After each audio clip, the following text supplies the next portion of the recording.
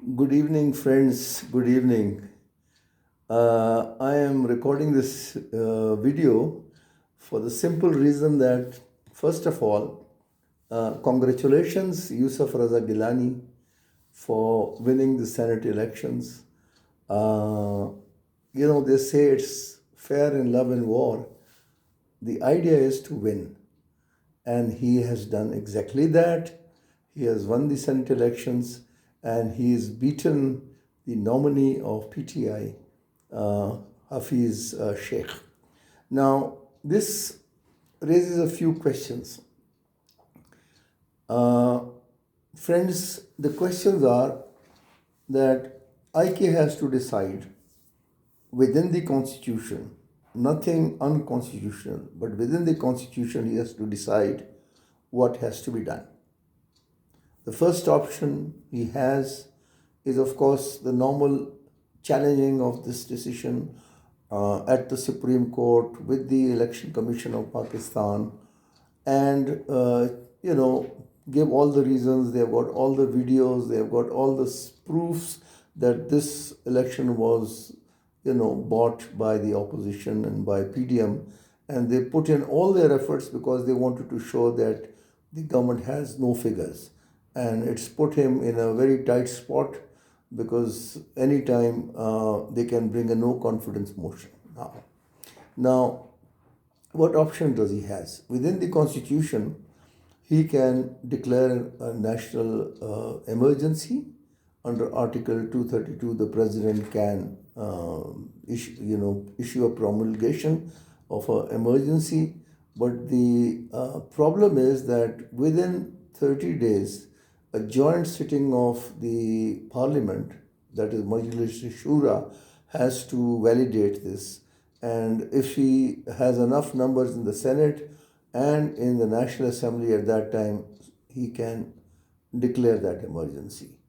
And under that emergency, then of course, there are other dynamics which follow. The second option he has is that under Article 48, bracket 6, he can ask the president to hold a referendum under this article on a matter of public importance. And what is that matter of public importance? Firstly, that we have a dysfunctional judicial system. Not only you, me, and the supposedly elite and well read have problems with the judiciary or judicial system. I think mainly the poor people will always in a referendum say that we are just fed up with the judicial system. We cannot get justice even for years and years, and that is the bottom line. So they'll get a big leverage if the people of Pakistan vote for a change with a yes or a no, the judicial system of Pakistan. This will also put the judiciary and the Election Commission of Pakistan in a tight spot, because if you are armed with a referendum of over 90% of the people asking for a change, you cannot deny that change. But the caveat in this option is that 48 bracket 6 was introduced by Raza Rabbani, the guru of Asif Ali Zardari, who wanted that the president or the prime minister it is impossible for him to hold a referendum on public importance, because before holding the referendum, the prime minister has to go to the parliament again. Now, if he has the numbers, then of course this option is also workable. Both these options should be in the pipeline, and obviously there is nothing better than making your people whom you are ruling happy. And at this time, there are two issues which people are unhappy with. One, that for the last 2.5 or 3 years, the IK government has been saying, we will bring the looted money back. I know they are shackled by the judiciary, they are shackled by the NAP system, by everything. Today, NAP says that there is no proof against Isagdar. What can you do? You cannot do anything. So, my friends, very little wriggle room for the Prime Minister, very little wriggle room. I think nobody can help him except the people of Pakistan.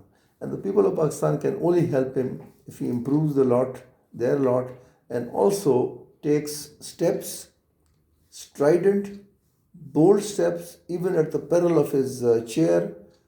The last resort, of course, is dissolve the parliament. If you cannot do anything, dissolve the parliament, hold fresh elections, and then get a bigger majority, convince people, and then bring about changes. So there are no other options available to him. These are the options available within the constitution. And we will never encourage, as democratically minded people, for the establishment of any other agency to jump in and try and maneuver things like before. I think the idea is that this time it should be people led. If there is a change, it has to be people led. Imran Khan has to realize that his party is not performing. That's the hard reality.